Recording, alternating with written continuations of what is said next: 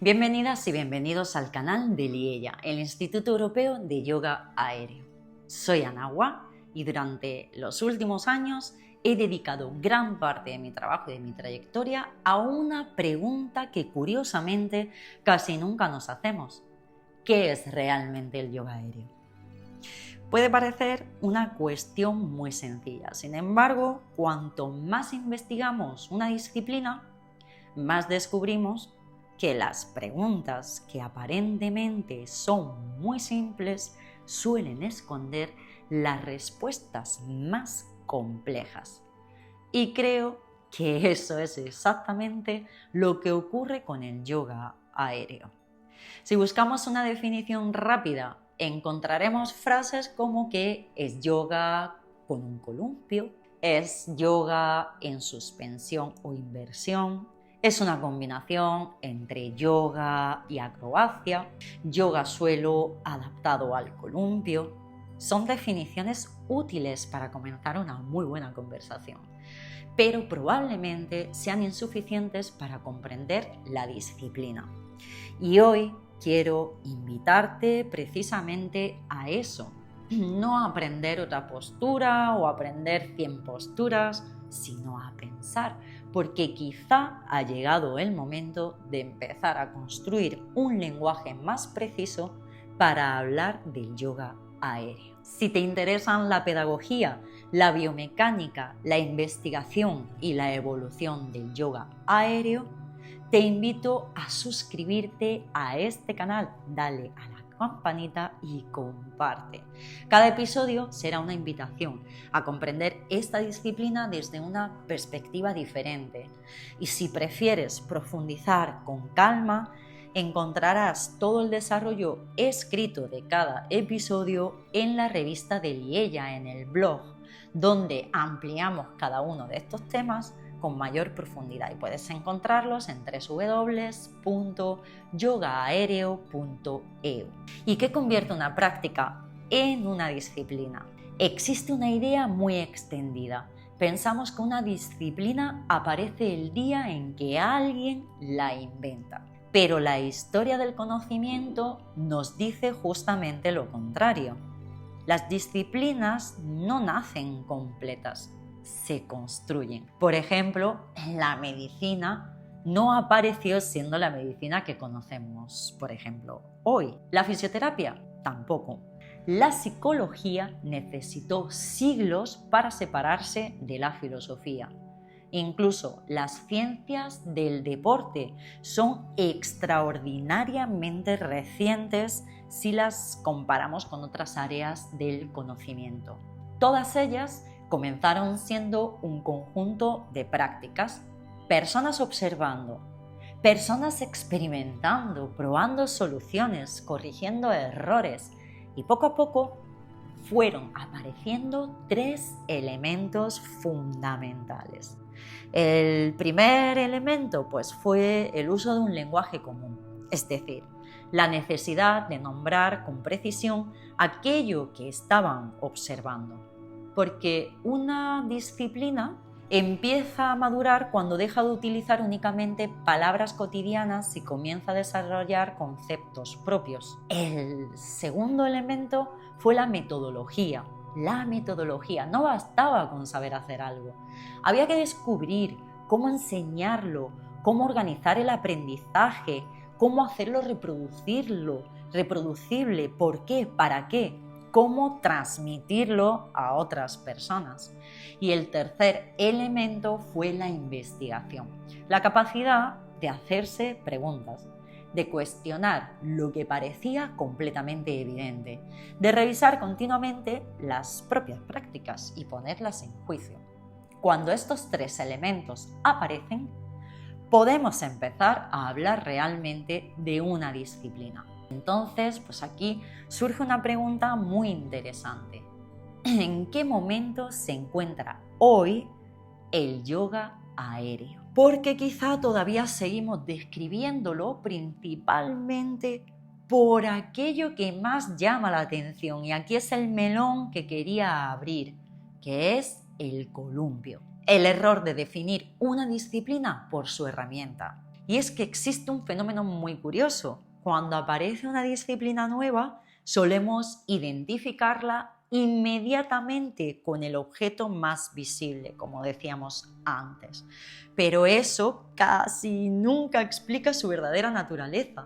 Pensemos, por ejemplo, un microscopio. ¿Diríamos que la microbiología es la ciencia del microscopio? Pues evidentemente no. El microscopio hizo posible observar un mundo desconocido, pero la disciplina nació cuando empezamos a formular preguntas sobre aquello que observábamos. Lo mismo ocurre con un telescopio. El telescopio no es la astronomía, es una herramienta totalmente extraordinaria, pero la astronomía es el conocimiento que construimos gracias a esa herramienta. Podríamos seguir con cientos de ejemplos. Un bisturí no define la cirugía, un piano no define la música, un pincel no define la pintura. Las herramientas amplían nuestras posibilidades, pero nunca constituyen por sí mismas una disciplina completa.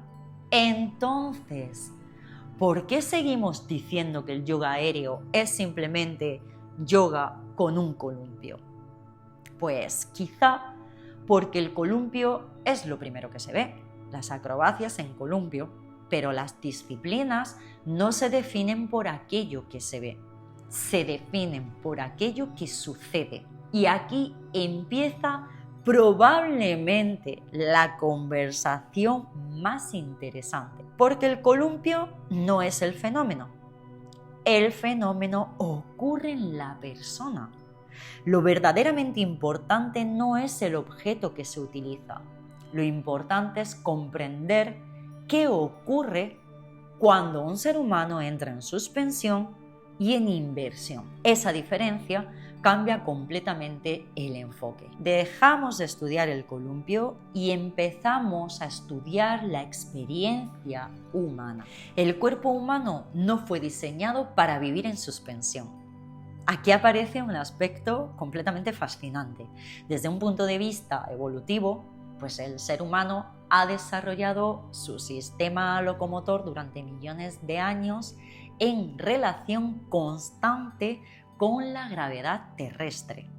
Nuestra marcha, nuestro equilibrio, nuestra orientación espacial, nuestra percepción corporal, todo ello se ha construido tomando como referencia un apoyo estable en el suelo. Cuando ese apoyo desaparece, el cerebro recibe una situación completamente nueva. Y eso tiene consecuencias muy interesantes. No únicamente biomecánicas, también neurológicas, sensoriales, perceptivas. Cuando el cuerpo cambia de referencia, el cerebro cambia de estrategia.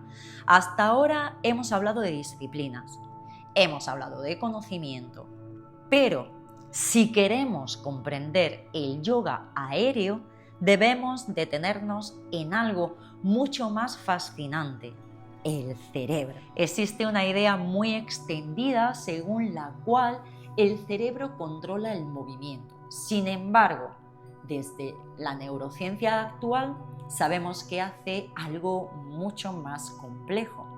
El cerebro predice, anticipa, compara información, corrige errores constantemente. Cada vez que levantamos un brazo, damos un paso o inclinamos la cabeza, nuestro sistema nervioso está comparando miles de datos simultáneamente. Información procedente de la vista, información procedente de los músculos, de los tendones, de las articulaciones, del oído interno, de la piel. Y toda esa información se integra en apenas unas décimas de segundo para responder a una pregunta esencial: ¿dónde está mi cuerpo en este instante? Sí, ¿dónde está mi cuerpo en este instante? Puede parecer una pregunta sencilla, pero probablemente sea una de las operaciones más sofisticadas que realiza el sistema nervioso humano. Y aquí ocurre algo completamente extraordinario.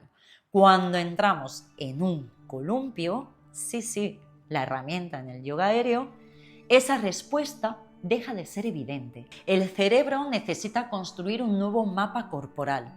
En neurociencia existe un concepto muy interesante que se denomina el esquema corporal.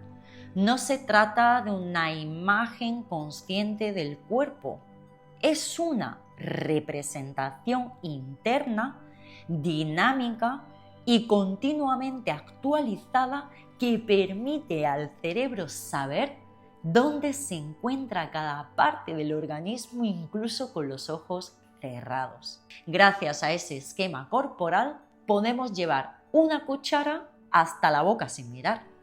Podemos caminar mientras hablamos. Podemos subir unas escaleras pensando en otra cosa.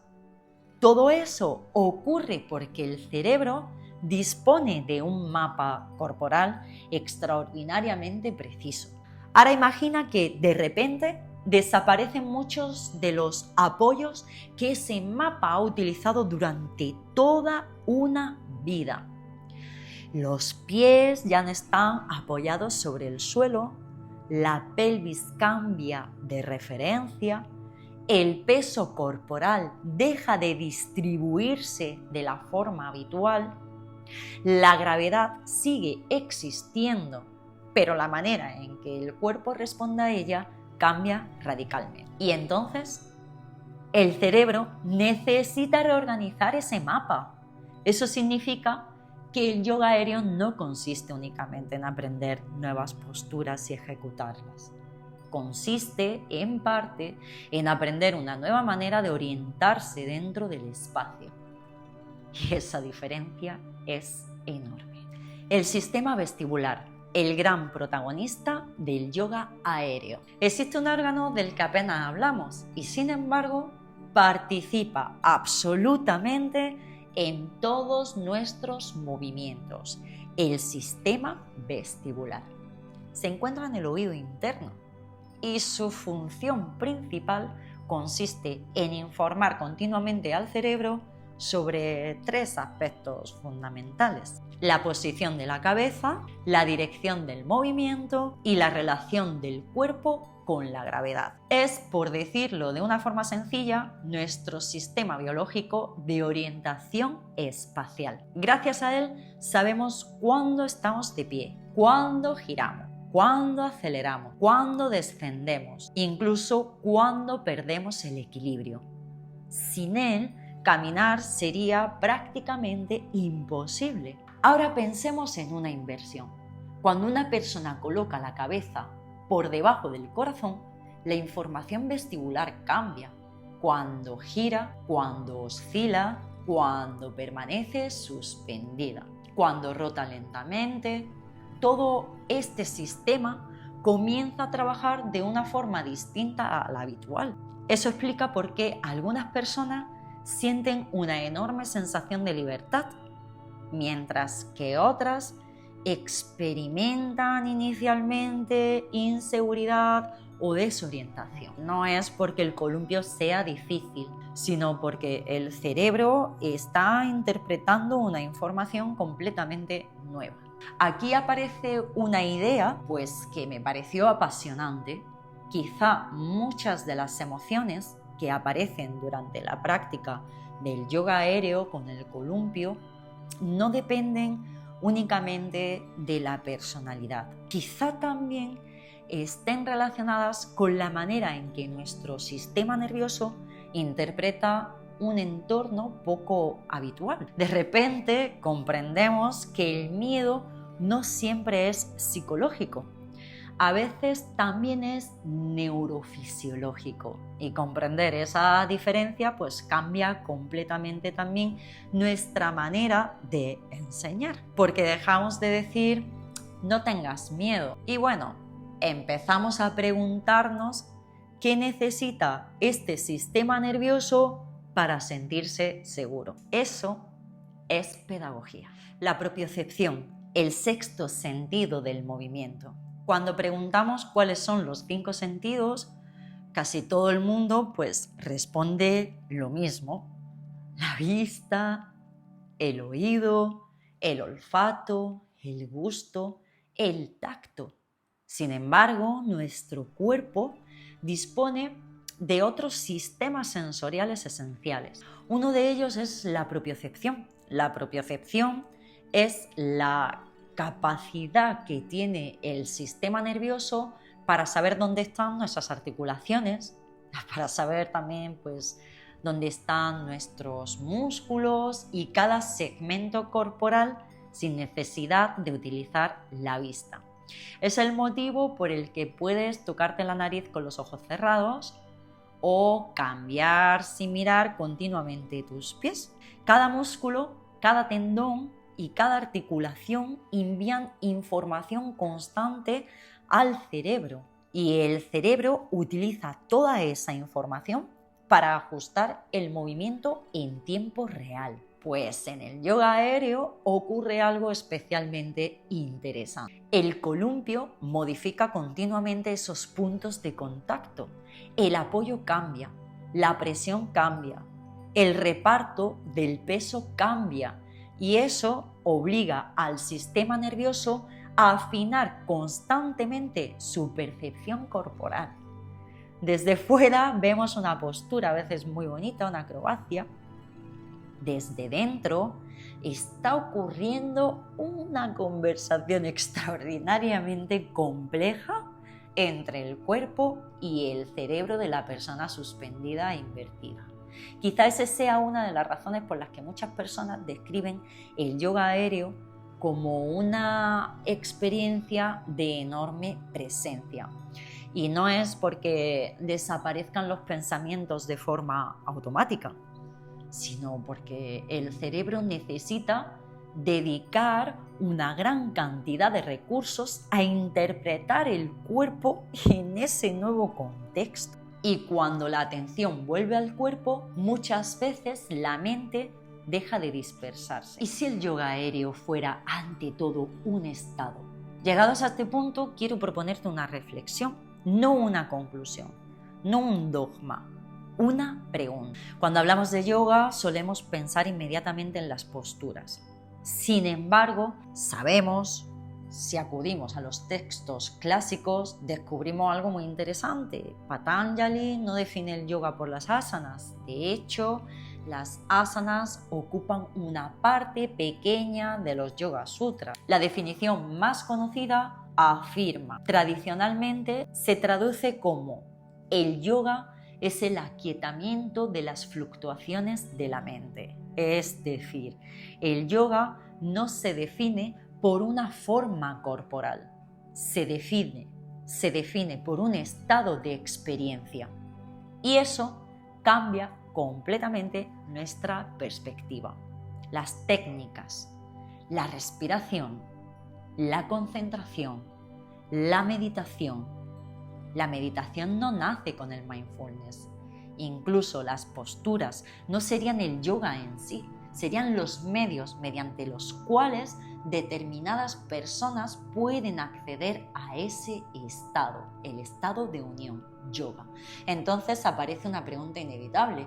Si el yoga se define como un estado, podríamos pensar el yoga aéreo también como un estado, no un estado místico, no un estado mágico, que puede ser que también, sino un estado de experiencia humana que emerge cuando confluyen determinadas condiciones. Y aquí es donde comienza la propuesta del IEYA, del Instituto Europeo de Yoga Aéreo. La propuesta IEYA, el estado aéreo. En IEYA proponemos comprender el yoga aéreo desde una perspectiva diferente, no como una colección de posturas realizadas en un columpio, sino como un fenómeno experiencial.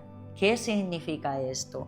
Que el objeto de estudio deja de ser únicamente la técnica, y pasa a ser la experiencia que esa técnica hace posible. Desde esta perspectiva, el columpio no sería el protagonista, sería el contexto, el elemento que modifica las condiciones habituales de movimiento. Cuando el cuerpo entra en suspensión o inversión, ocurren transformaciones objetivas.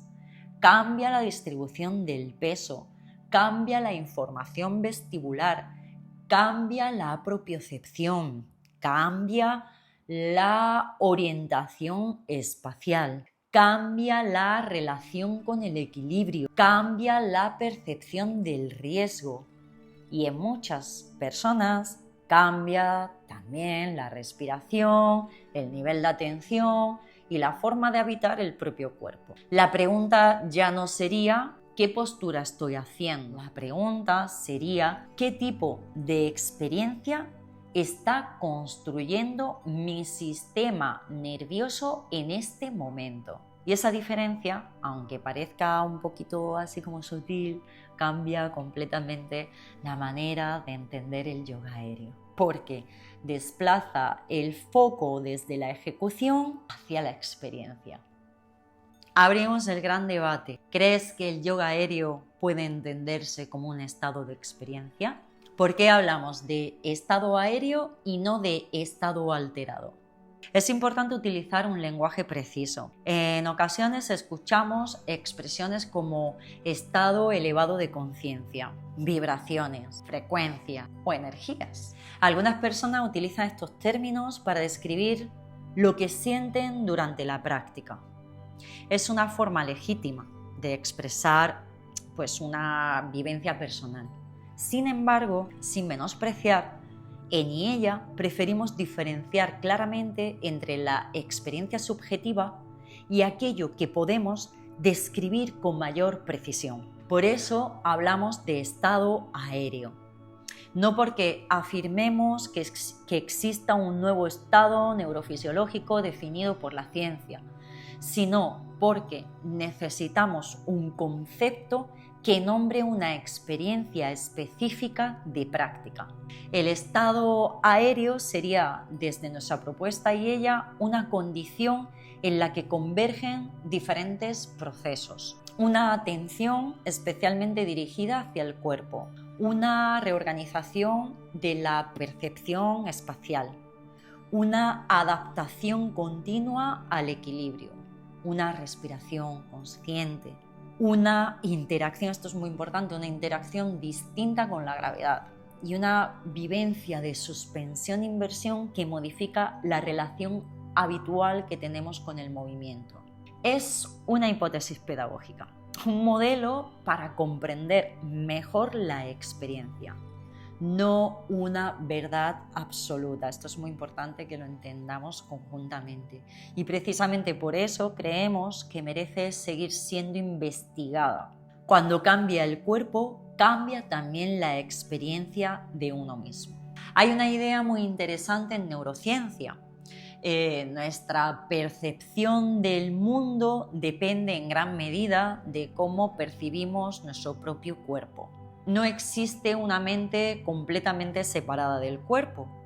Pensamos con un cerebro que está permanentemente recibiendo información corporal. Cuando cambia la información corporal, puede cambiar también la forma en que vivimos una experiencia. Por eso, muchas personas describen el yoga aéreo utilizando palabras muy parecidas entre sí, como por ejemplo ligereza, presencia, silencio, confianza, juego, libertad. No porque estén viviendo exactamente lo mismo, sino porque el contexto de práctica modifica profundamente la relación entre cuerpo, atención y movimiento. Quizá ahí encontremos una de las mayores riquezas del yoga aéreo. No únicamente en las posturas, sino en la calidad de la experiencia que puede facilitar. Y esa experiencia merece ser comprendida investigada y enseñada con el mismo rigor con el que estudiamos cualquier otra disciplina del movimiento. El aire como espacio pedagógico. Cuando hablamos del aire, del elemento aire, es fácil caer siempre en un lenguaje simbólico, en una mente mágica o exclusivamente espiritual. Sin embargo, antes incluso de entrar en ese terreno, el aire representa algo profundamente tangible.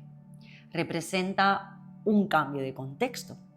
Durante toda nuestra vida aprendemos a movernos apoyándonos, como decíamos al principio, pues sobre una superficie estable. El suelo condiciona nuestra forma de caminar. También condiciona incluso nuestra manera de caer, de incorporarnos, de mantener el equilibrio, incluso nuestra percepción de seguridad. Pero el yoga aéreo introduce una variable extraordinaria. Nos invita a aprender en un medio donde muchas de esas referencias desaparecen por completo.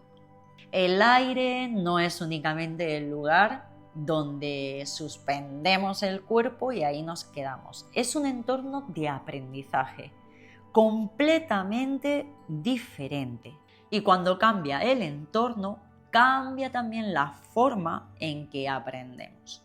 Por eso, desde IELLA, entendemos el aire como un espacio pedagógico, no porque el aire enseñe solamente solo, sino porque obliga al cerebro, al cuerpo y a la atención a reorganizarse.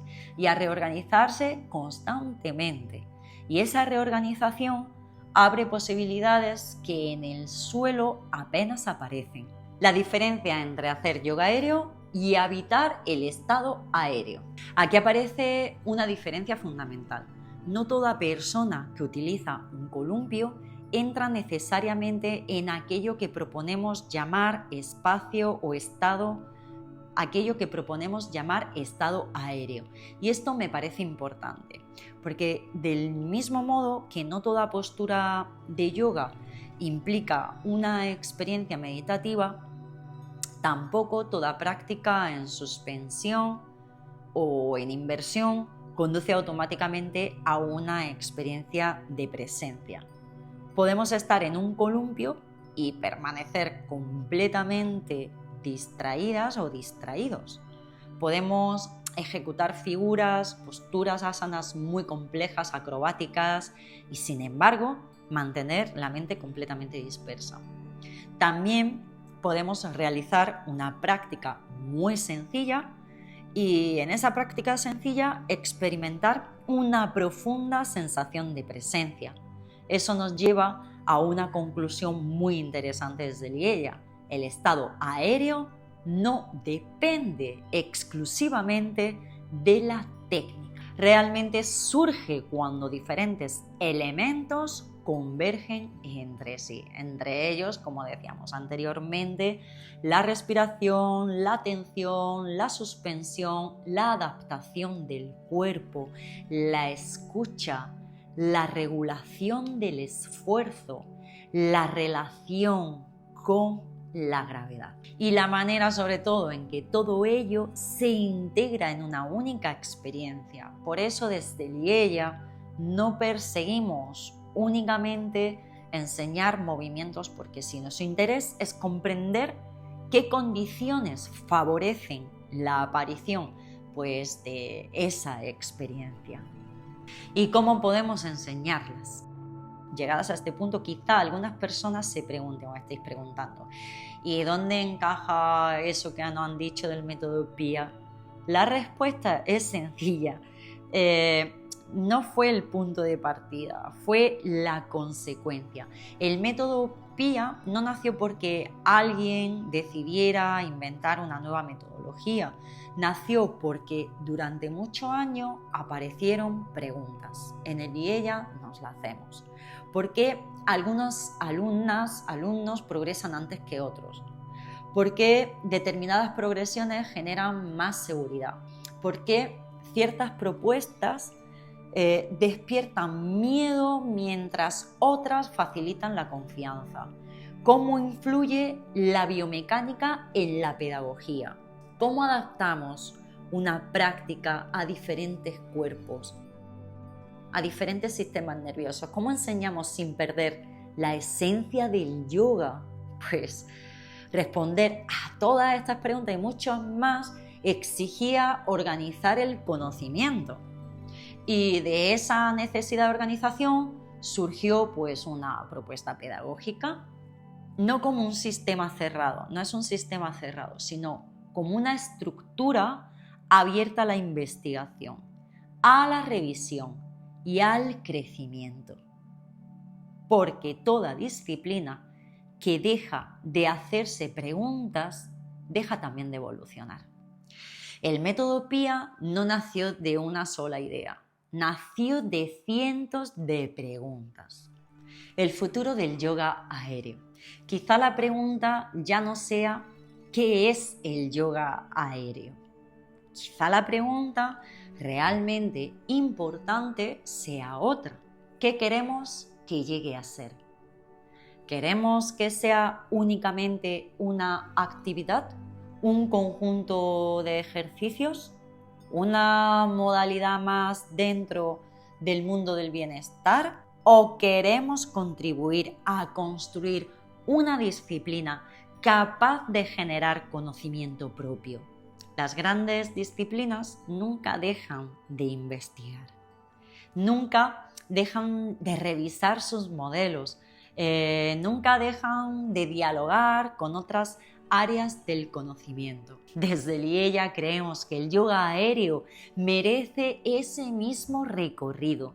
Necesita más investigación, más publicaciones, más pensamiento crítico, más diálogo entre profesionales, más formación, más intercambio de experiencias. Y también necesita aceptar que todavía quedan muchas preguntas sin responder. Lejos de ser una debilidad todo esto constituye pues una enorme oportunidad, porque significa que estamos participando en la construcción de una disciplina que todavía tiene muchísimo por descubrir y compartir. Bueno, quiero terminar este episodio volviendo a la pregunta inicial. ¿Qué es realmente el yoga aéreo? Pues después de todo lo que hemos recorrido, quizá mi respuesta ya no sea una definición, sería una invitación. Una invitación a dejar de mirar únicamente el columpio y empezar a observar lo que sucede en el ser humano cuando entra en suspensión, cuando entra en inversión. A comprender que una postura no es solamente una forma, es una experiencia, que una disciplina no se construye únicamente practicando, también investigando, sobre todo pensando, estudiando, publicando, compartiendo conocimiento, y que el yoga aéreo, como cualquier otra disciplina viva, seguirá evolucionando mientras existan personas dispuestas a hacerse nuevas preguntas. Desde Lieja, desde el Instituto Europeo de Yoga Aéreo, queremos formar parte de esa conversación, no porque tengamos todas las respuestas, ni mucho menos, sino porque creemos que merece la pena seguir buscando. Si este episodio ha despertado nuevas preguntas en ti, te invito a seguir ampliando esta conversación en todo el ecosistema Lieja. Tenemos la revista, ya te decía, www.yogaereo.eu. Tenemos las redes sociales si quieres compartir, si quieres comentar, si quieres aportar tu visión. Si quieres abrir debate con la comunidad, siempre desde el respeto, desde la luz y desde el amor. abordamos siempre estas mismas cuestiones desde una perspectiva profesional, una perspectiva pedagógica, dirigida a docentes, a especialistas del movimiento, a practicantes del yoga aéreo, aquella persona que tiene el columpio en su casa practicando. También quiero comentarte que desde Lieja hemos publicado nuestro primer libro, La arquitectura del yoga aéreo, aportando un poco de luz a esta disciplina. Espero que nos acompañes en el próximo episodio. Si el yoga se define por un estado de experiencia, ¿qué nuevos estados de aprendizaje puede ofrecernos la suspensión y la inversión? Gracias por acompañarme, gracias por acompañarnos a Lieja y a todas las personas que formamos parte. Nos vemos en el próximo episodio del Instituto Europeo de Yoga Aéreo. Namaste.